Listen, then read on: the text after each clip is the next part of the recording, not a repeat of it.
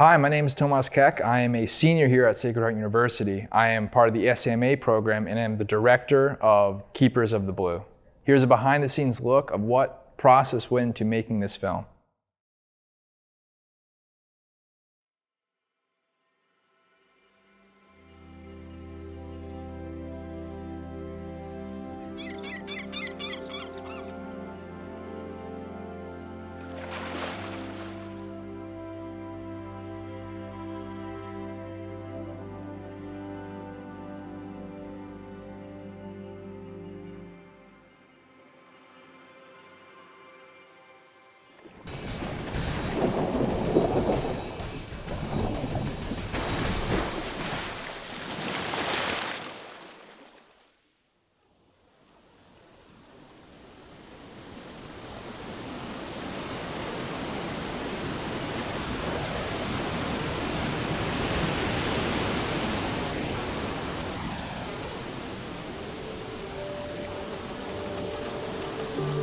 Setting up the Great White Shark trip was a bit of a conundrum, to say the least. I mean, we would have to travel very, very far, and I wanted to go somewhere where we were pretty much guaranteed to see a great white shark, because if you put in a ton of effort to see wildlife and you don't see anything, which is a common thing in wildlife cinematography, it can be a bit of a downer, and I wanted to put myself in the best situation.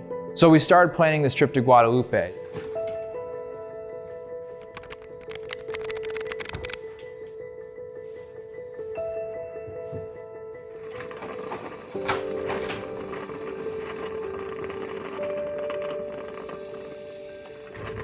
What are you looking at? How to survive if you've only had 3 hours of sleep. I'd never been on a trip quite like this before or worked on a project for a wildlife documentary, and I was really excited to go and make the best work possible. Right now it's 4:15 a.m. We're headed to the JFK International Airport. Next stop, San Diego.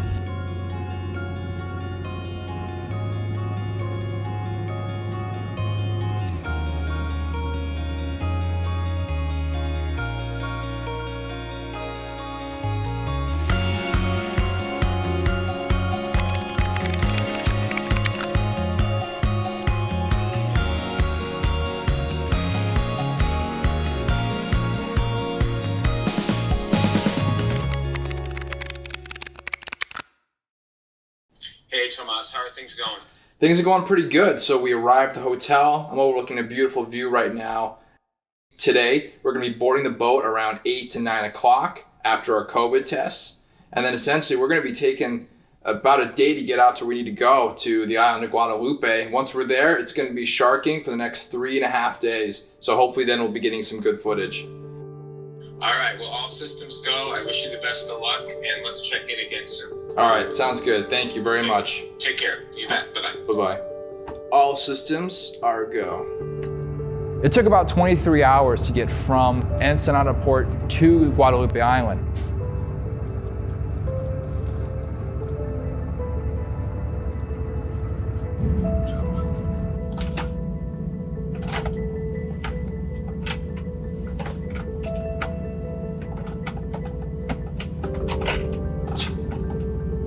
Acrobatics, man. Good night, sharks.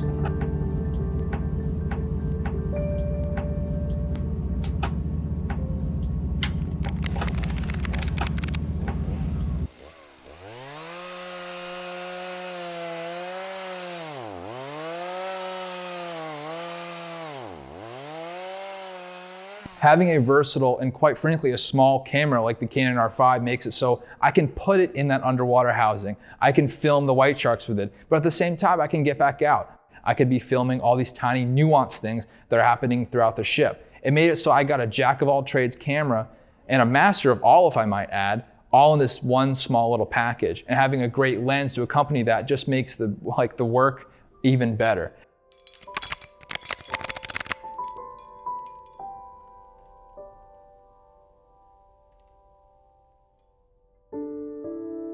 Jumping in that cage for the first time was nothing short of surreal.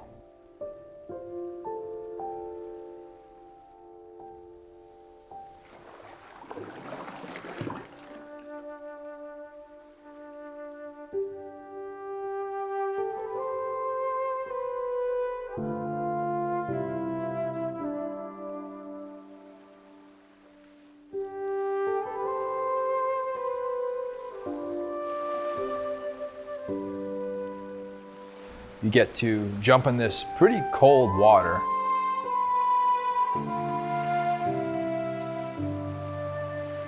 You're stripped of all of your senses when you go down there. You have no peripheral vision. You can't hear anything. And you were just surrounded by a blue abyss. I'm holding that camera and I'm just waiting for that shark to show up.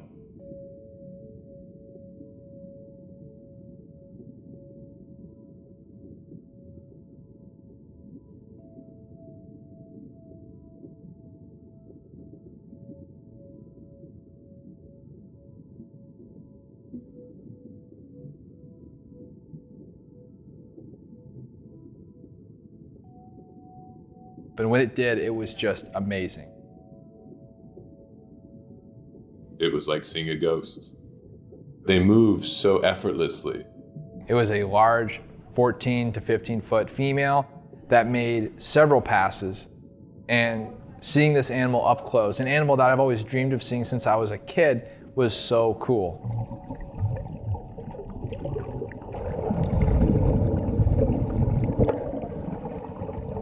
One of the dive masters on the boat said it best. He said, "Same planet, different world, right?"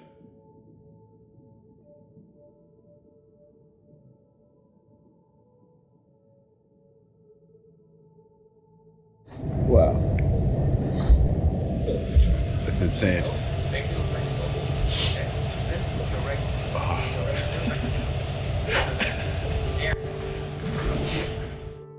The next 3 days were composed of us just filming as much as we could. We saw tons of different wildlife, such as sea turtles, such as yellowfin tuna, sea lions, elephant seals, and I believe on the trip we saw at least 15 individual great whites. Sometimes we'd see up to 4 at the same time. Usually when there was a dominant shark, that dominant shark would be at near the surface cages, and we got tons of good footage.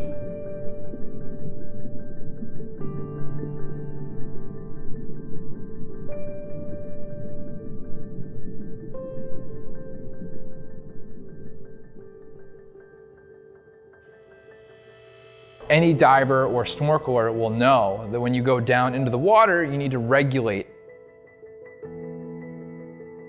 Regulating is basically a technique that you have to do. You have to basically crack your ears, like yawn, like try to pop your ears so that when you go down, there's nothing that gets trapped in your ear and your sinuses, so you don't have an ear rupture or you don't get a ruptured eardrum, which is a really painful experience that I've known several people who've had it. I had tubes in my ears when I was a kid. I've always had a tougher time regulating.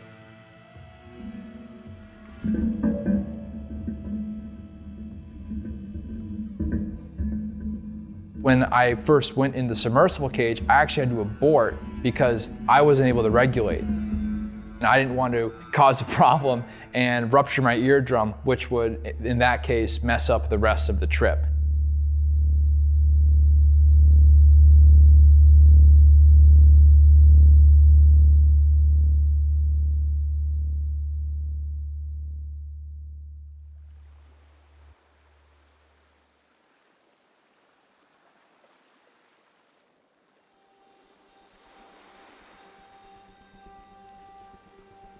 That second time I went into the submersible cage, I was able to do it.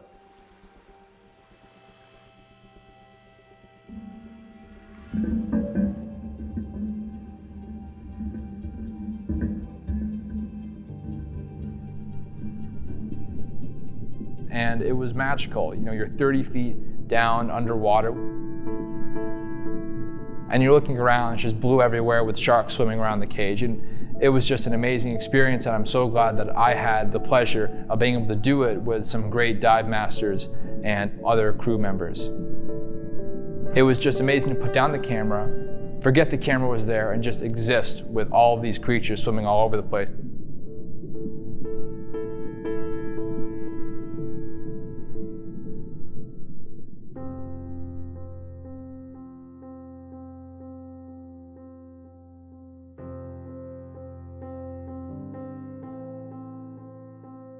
You aren't truly anything without an amazing support network. Having great friends and family is one thing, and also having great professors who believe in what you're doing and trust you to go out and do these things.